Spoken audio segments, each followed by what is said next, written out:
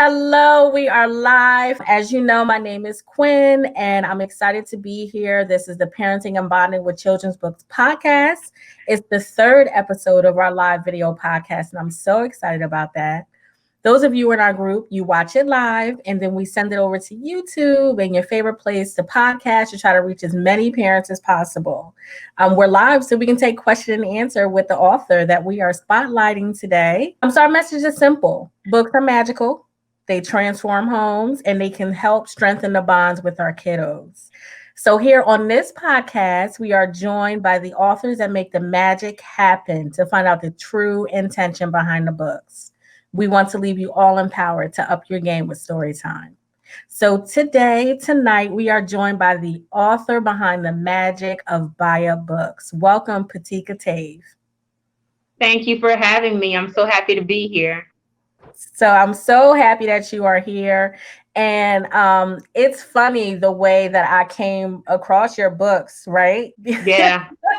Because you joined the group and you let the group know about your books. And I clicked and I went to the site and I think the first thing I saw was the books, but then I saw you had done an interview with a local news station. Yes. Okay. And I watched that and I was just like, I need these books. Yes. I said, I need these books because it's exactly the message, one of many that I'm trying to make sure that I get in with my son. So, wonderful. PeTika, tell us a little bit about yourself, or a lot of it. Well, where do I start? Oh, that is the key there. Well, this is my 15th year. I don't know if it's 15 or 16, somewhere in there, teaching. Okay. I'm a middle school educator. I'm a mom of two. So I have a high school senior and an elementary school senior. And so I just try to live life to its fullest every day and empower kids, the future generations to be their best and to appreciate who they are just the way they are. Wonderful. And I see that because another interview. I'm on a roll here. Get this message out here whichever way you need to. But I recently saw, and for everybody in the group, PeTika, as in it was an English course? I'm an English teacher, yes. You're an English middle school, 7th grade. Okay. And so there was a young man in one of your classes. And now how many years later? I'm thinking it's about 10. I'm not quite sure. Okay. He was in my first crop of students. Okay. Oh, he was in your first crop of students. Right. He was somewhere within the first 5 years, somewhere in there. But I'm super proud of him. So excited for him. I'll let you tell the story. I'm not sure where you were going with that, but yeah, I'm kind of giving everybody bits and pieces. So from what I watched, it looked like he had earned Teacher of the Year for his district. He's Teacher of the Year for his school, and this is his second year in a row, which is unheard of. Wow. And so in our district, we have 170 plus schools. Mm-hmm. And so out of those 170 Teachers of the Year, he got whittled down to the top 15. And now he's in the top 5 to become the Teacher of the Year for the entire school district. That is wonderful. That's awesome. Yeah.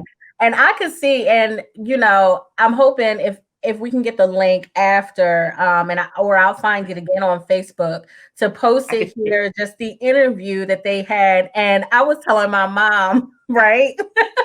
I said, the look of shock and joy and excitement on your face, all at the same time, as he was telling you, yeah, and you inspired me to write, and you were like, did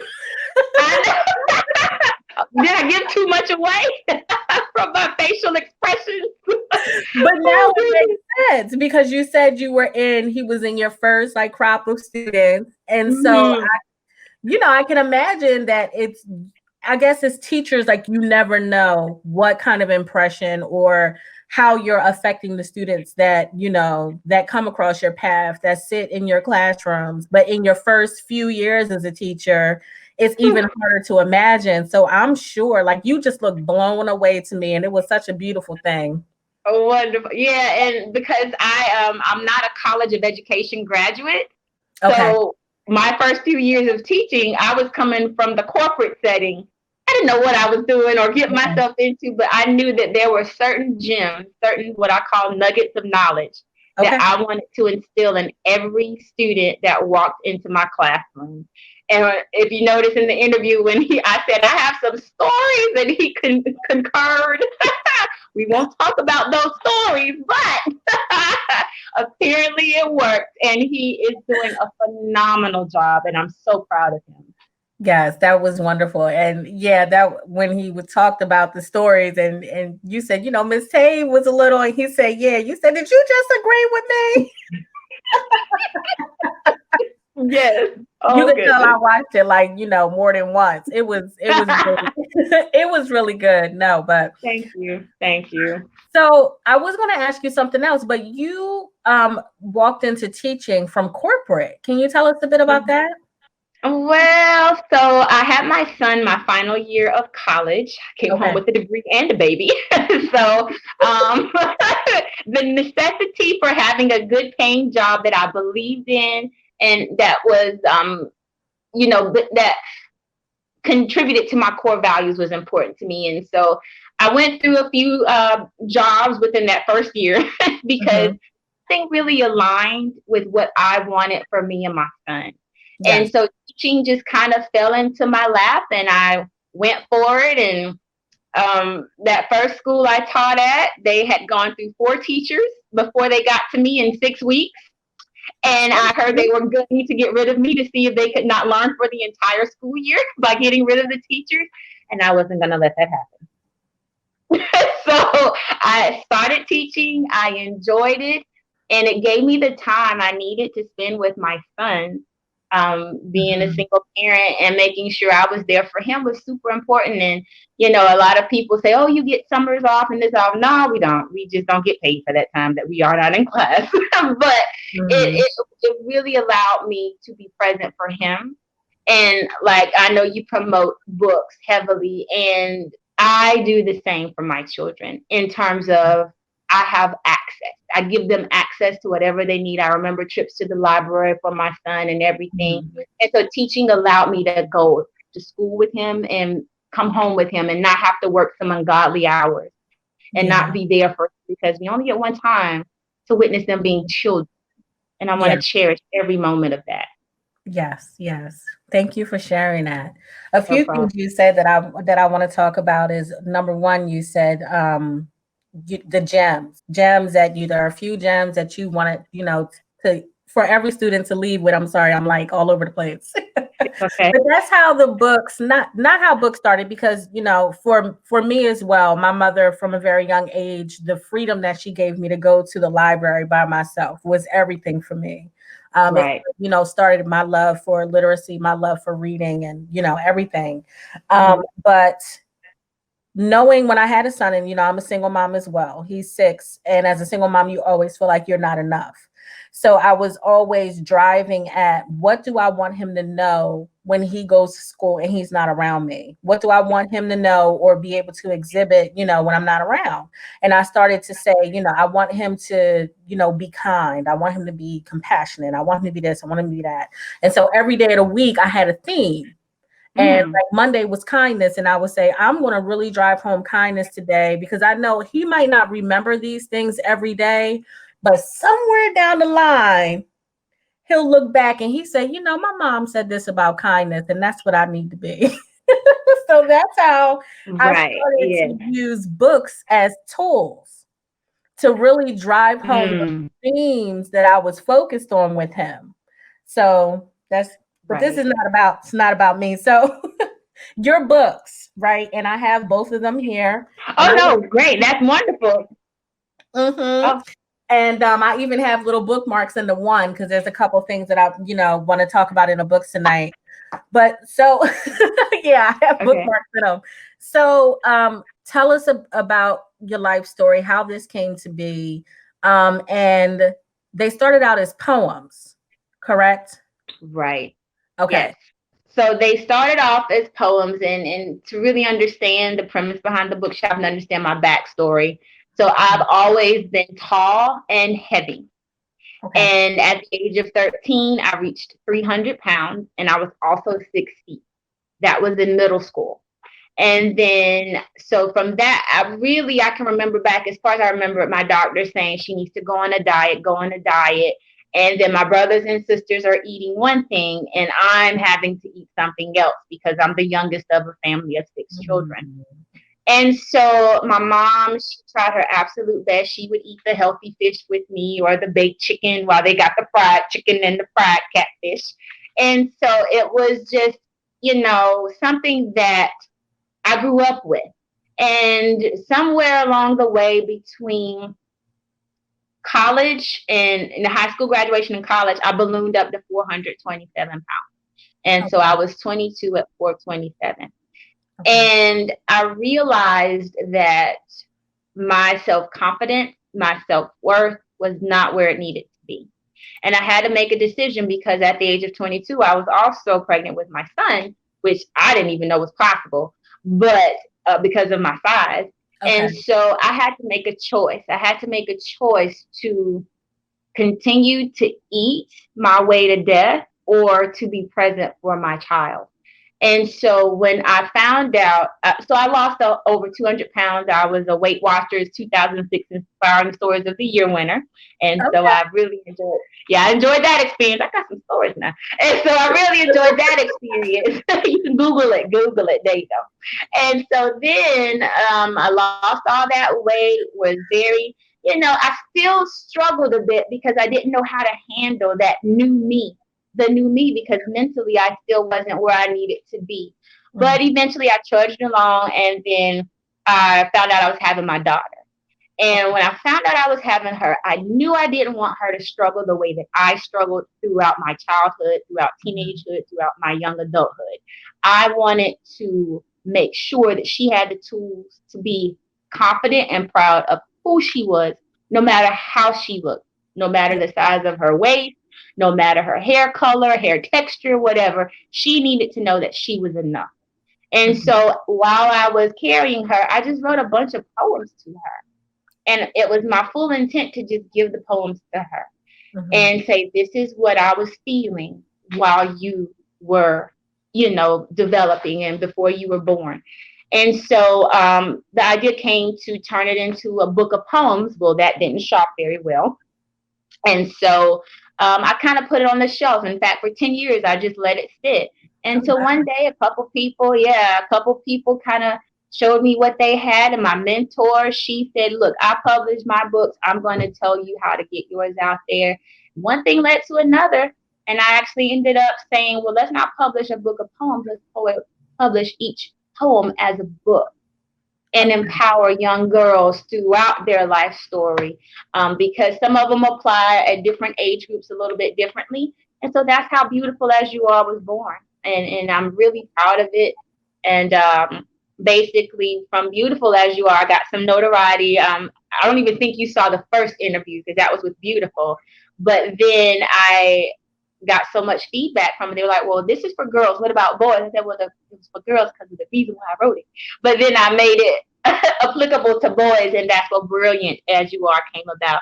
And that was the interview you saw in September.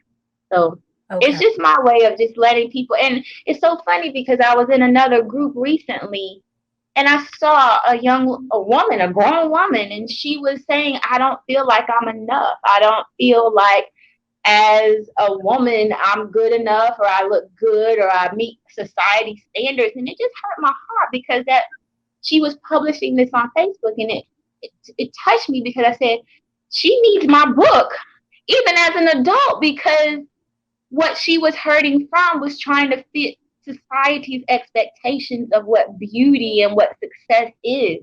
And that's not for everybody. And we just have to learn to love ourselves. I'm 6 feet tall.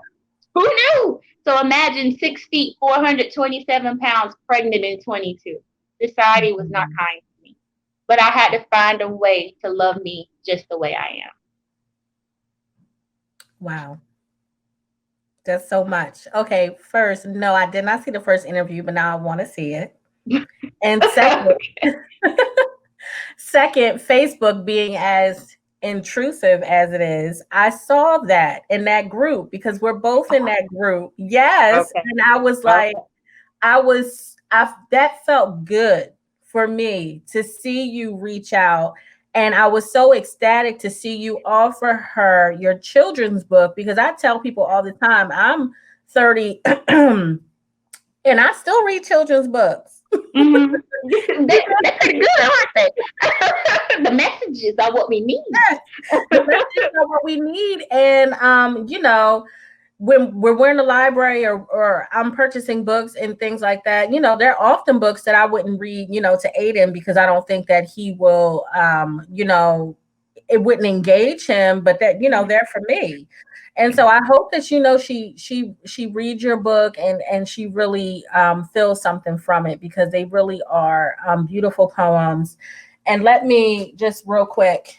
So this one, Brilliant as You Are. I ordered both of the books together, but this is the one I read first, of course, to my son. The illustrations are beautiful. Who was your illustrator, by the way? His name is Vladimir Sabu. Okay. All right. They're really beautiful books, but what you mentioned, let me see. You mind if I read a page? Oh no, sure. Hey, I have the whole thing online. So the That's animated true. version. I always like to I thought add. about it. Thank you very much. No problem. So this first page, and this was excellent for Aiden to see, little boy on the couch looking up at a superhero because, they often, he loves superheroes. We can watch Marvel all day and he often wants to emulate them and think about, what powers, he wants and how he can be more like them. And the page says, you are not the pictures in a magazine or the buffed up people on a TV screen, but you are a prince created with love, and you are the star of the man that you will become. And I love that. And for many reasons, but number one is kids are home. In dealing with COVID and quarantine, one of the main things that they're missing, right, is being around their peers if they're virtual schooling. And so they are consuming lots of media. Kids are more often getting on YouTube and can get around, by themselves. My son is 6 and, he knows how to use the phone just as well as I do. Exactly. And if not better. Yeah. And we're avid readers, but he still, finds time to get on, media. And it's important for them to know you don't need to compare yourself, to what you see on TV. And so you're a teacher. In the first interview that I saw, you spoke about self-esteem and confidence and what that looks like inside of the school. Yes. Can you tell us a little bit about that? Well, the age group that I teach is very vulnerable. They're still trying to figure out who they are. Sixth graders are just leaving elementary school. They're not sure. And the physical changes are profound as well. We can always tell the sixth graders, they're little. By the time they're eighth graders heading off to high school, they look like adults, tiny adults.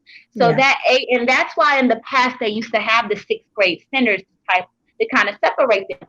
But when you look at that dynamic, you have students that were 10, 11 years old in fifth grade, and they were the seniors of elementary. And now they're the babies of middle school, and they see these grown looking eighth graders, and they want to kind of assimilate, fit in.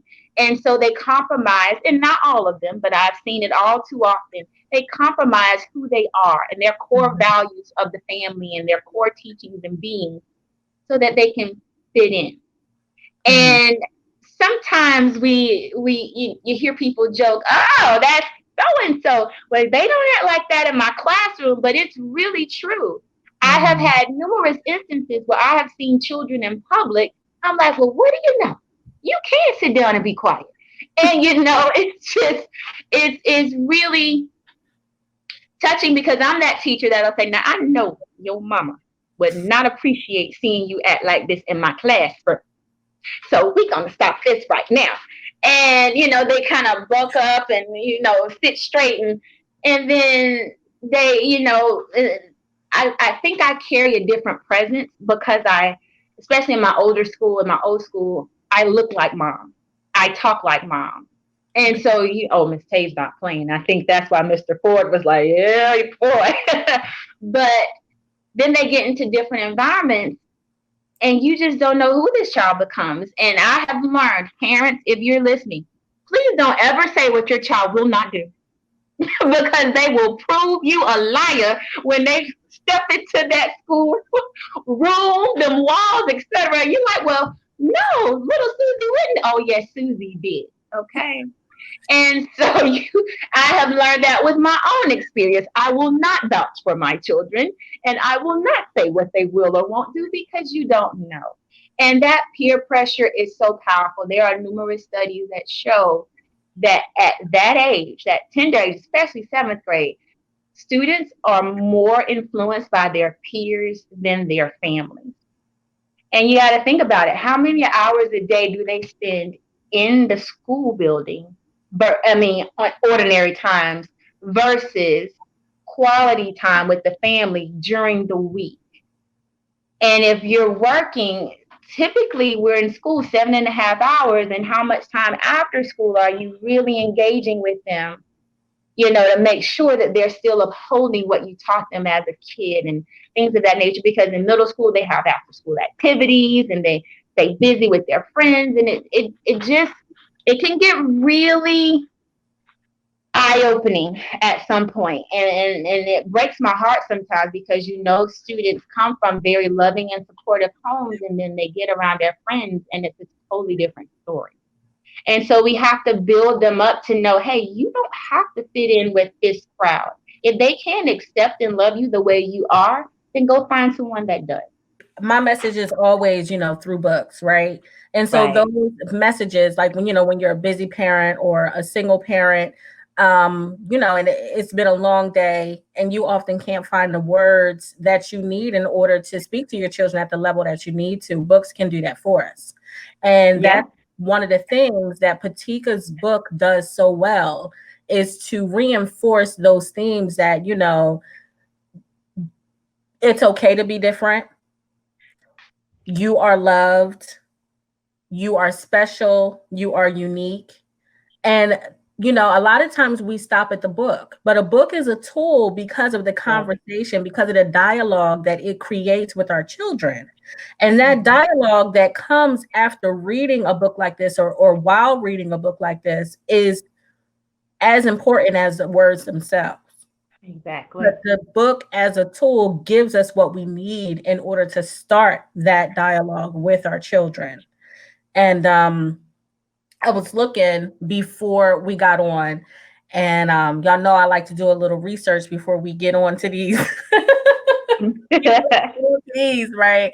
Because we were talking about self-esteem, and I was on healthychildren.org, and it was just talking about some of the things that parents can do in order to make sure that we're building up a healthy self-esteem in our children, even with the limited amount of time, right? Mm-hmm. Because starting to build self-esteem starts from when our kids are babies, right?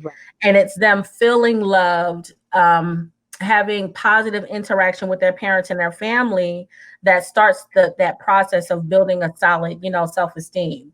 And so right here, where's this thing? Let me get this. Reinforcing that they are loved. That's the tool. That's PeTika's book. Reinforcing that they are loved and they are special and that they're unique.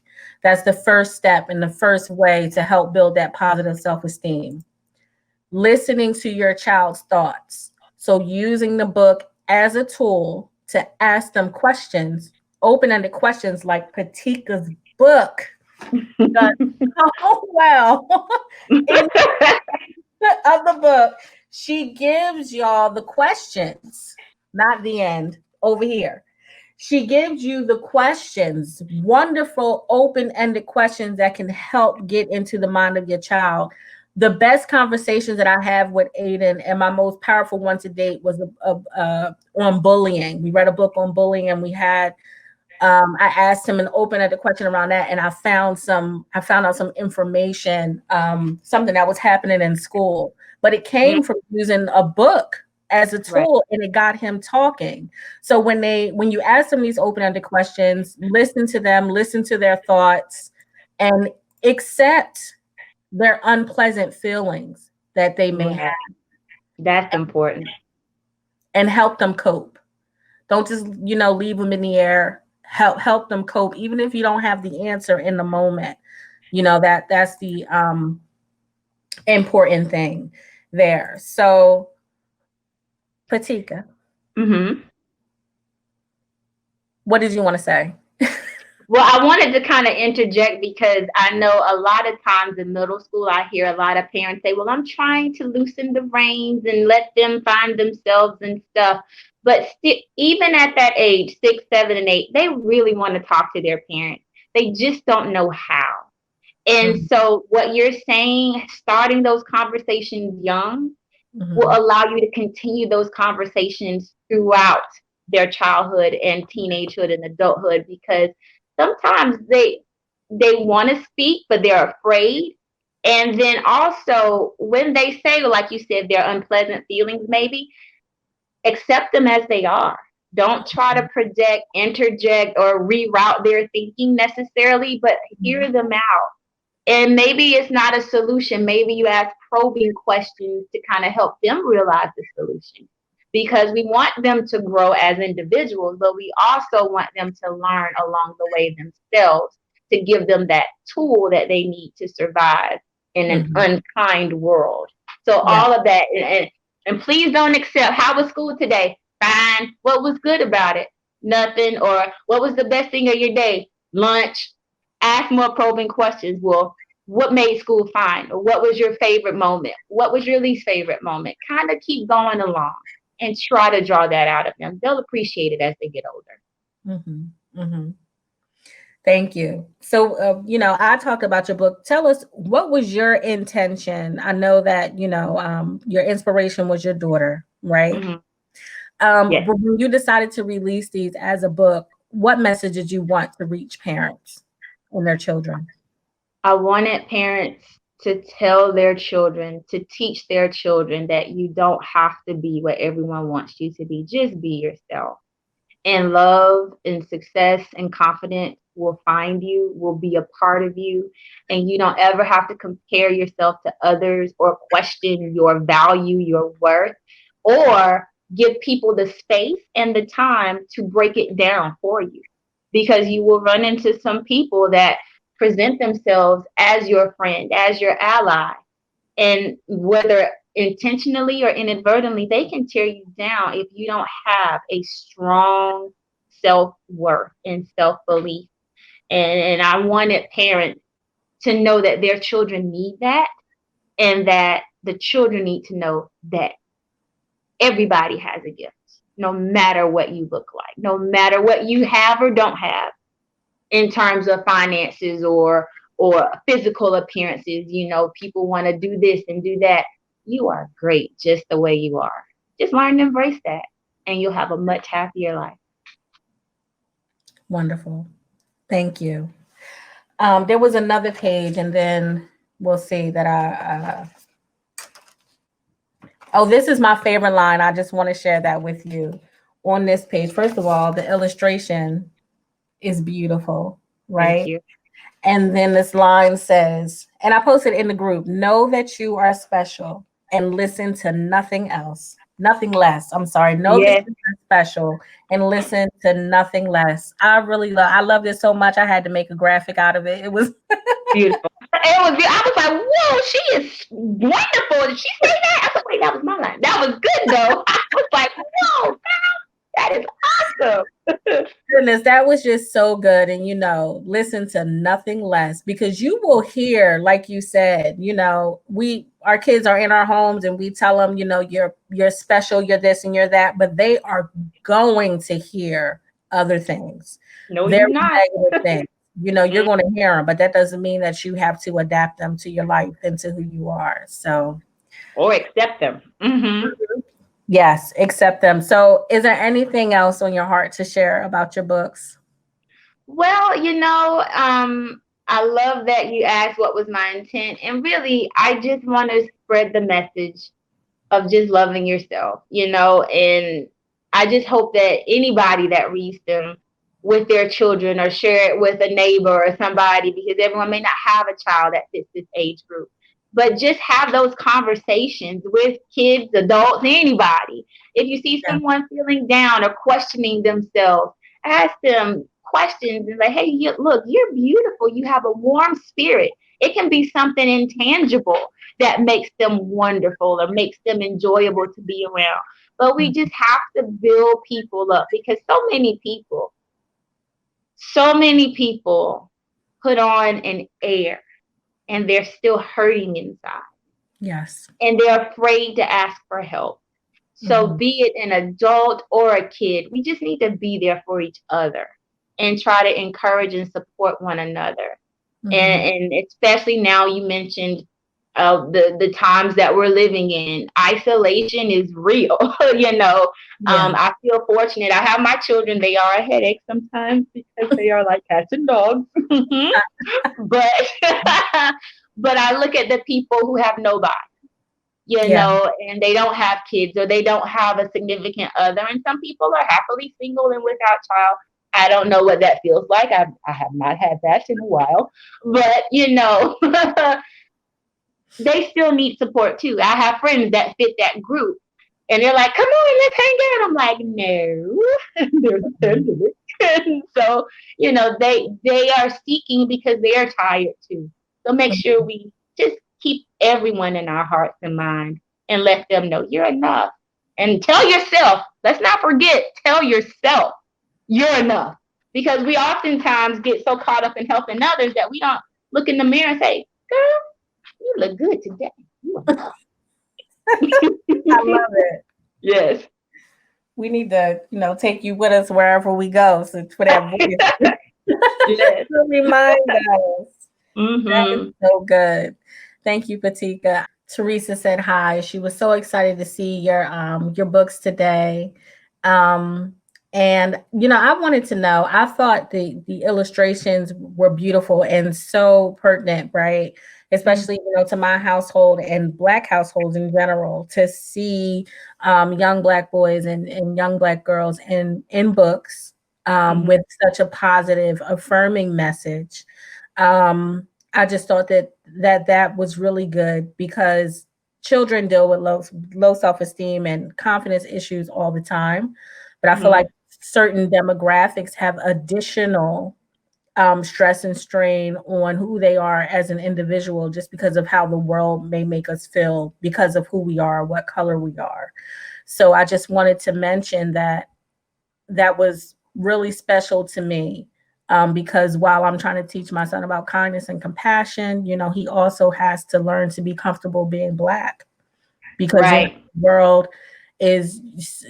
the world can tear you down just for that, and to be secure and be proud to be Black. Yes. So, And I'll tell you, and brilliant as you are, the illustrator, the first set of illustrations, the character was a little lighter than I wanted, because I wanted the boy to be modeled after my son.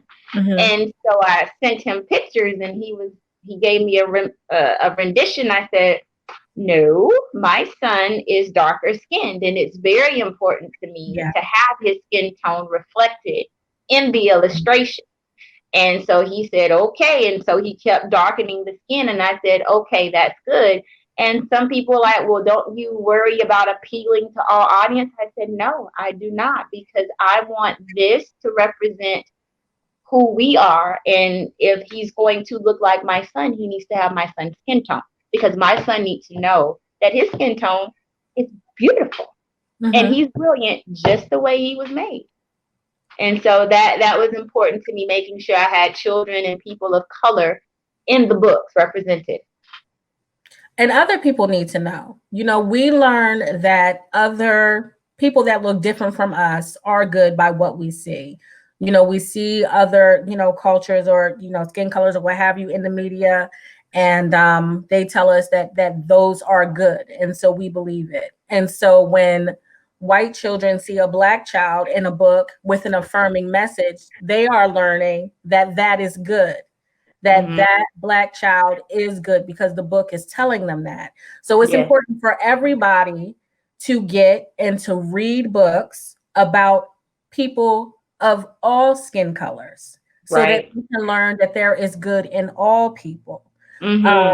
And so I think that that is, you know, such an important message. And I talked to somebody, and not to take this for too long, but I talked to somebody not too long ago about books that are, you know, that we have for Black children with affirming messages, and that we need to focus more on now writing storylines in children's books that just basically just tell a story. So, you know, like there's Harry Potter, you know, we just need regular stories like that. But books that focus on just an affirming message are so important still. Yes. Let's have all the books, all the storylines for all children. Everybody needs a story and a message for them and for others. Exactly. Okay. That's very true. Very true. And I'm glad that you mentioned that for others too. I won't say where, but at one of the schools I taught at, it's more of a gifted, and it was a different school than when I started. We'll just put it that way. And one of the things one of the students said to me really resonated, because they had never encountered a teacher like me.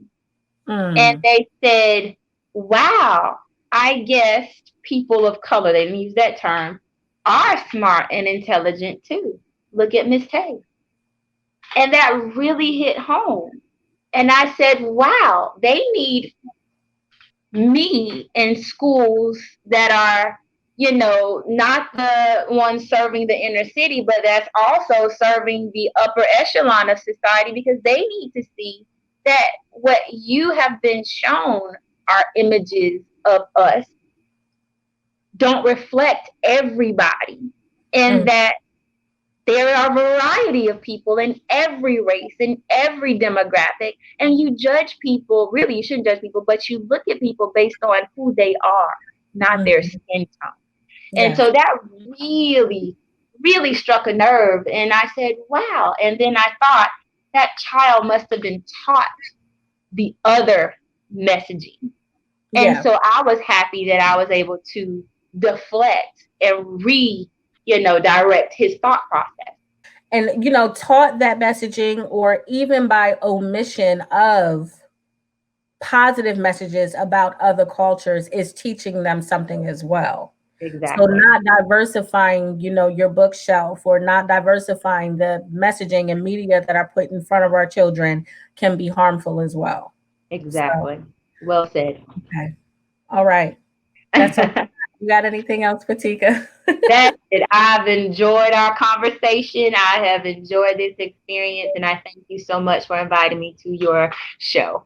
Yes. Thank you so much. So if you guys are looking for PeTika's books, and I guarantee you, or is that the word I want to use? I'm telling you, you should go look for PeTika's books. Her website is here, BayaBooks.com. It sounds like there are more to come, and I'm excited about that. She's also on IG and Facebook. You can find her there. And again, thank you so much, PeTika, for being here with us tonight. I really appreciate you. We're going to end here. And as Aiden would say, who was upstairs, not making a lot of noise tonight, keep reading, and I'll catch you on the flip side. Good night, everybody. Thank you so much. Night.